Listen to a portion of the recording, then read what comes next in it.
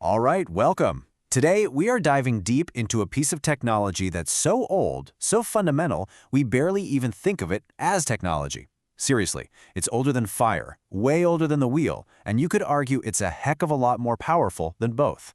We're talking about the story. So let me ask you a question. If you had to name the single most powerful tool humanity has ever invented, what would you say? A tool that lets us transfer massive amounts of information, build entire cultures, and even shape reality itself.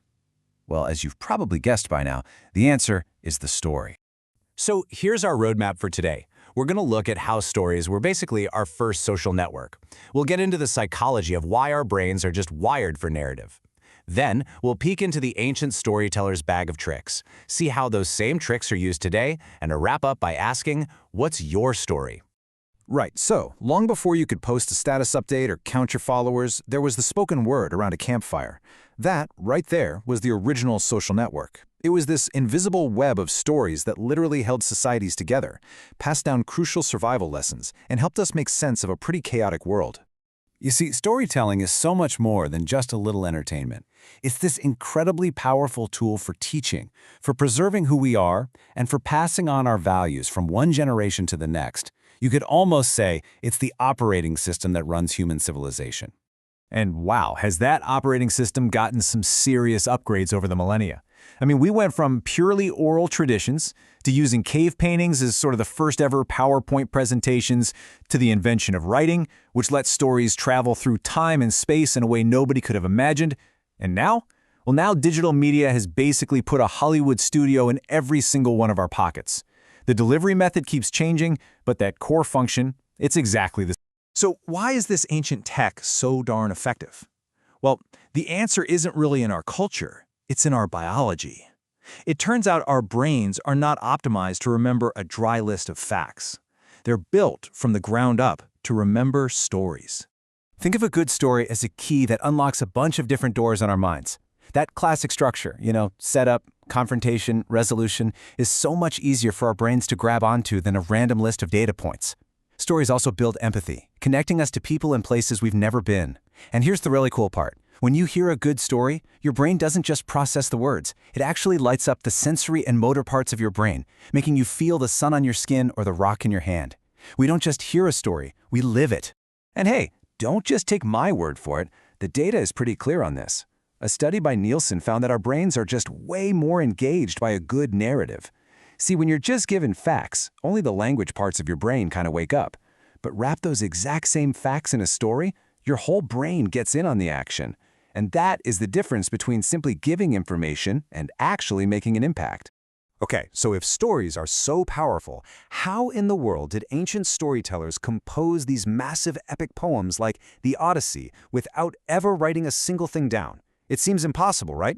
Well, they weren't memorizing thousands and thousands of lines. Nope, they were using this absolutely brilliant mental tool. A researcher named Albert Bates Lord figured this out. He discovered that these ancient bards were masters of improvisation. They had a huge stockpile of what he called formulas. These are memorable, poetic phrases that fit the rhythm of the poem, like Rosy-Fingered Dawn. Think of them like narrative Lego bricks. And then they had themes, which are like pre-built structures, a hero getting ready for battle, or the rule of three you see in fairy tales. By mixing and matching these formulas and themes, they could create a totally unique, epic story, right there on the fly, every single time.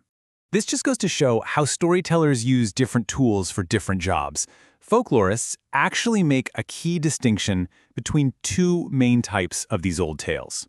First, you've got Märchen, which we know as fairy tales. These take place in that magical, once-upon-a-time world where a talking wolf just isn't a big deal. Then you have Sagen, or legends. These are grounded in a real place, a real time, and their power comes from that chilling feeling that, hey, maybe this actually happened. Now, you might be thinking this ancient toolkit sounds, ancient, obsolete, but you couldn't be more wrong. It has evolved and found its way into literally every corner of our modern lives, from the ads we see on TV to the way our companies are run. Storytelling is probably more relevant now than it's ever been. I mean, just look at the landscape today. Businesses are all about using narrative to build brands and connect with us on an emotional level. Teachers know that a good story is the best way to make a complex lesson stick. In therapy, reframing your own personal narrative can be this incredible tool for healing. And of course, in entertainment and politics, the person with the best story almost always wins. And let's just zoom in on the workplace for a second. A good marketing campaign isn't selling a product. It's selling a story about how that product is going to change your life. A recruiter, they're trying to find someone whose personal story fits with the company's story.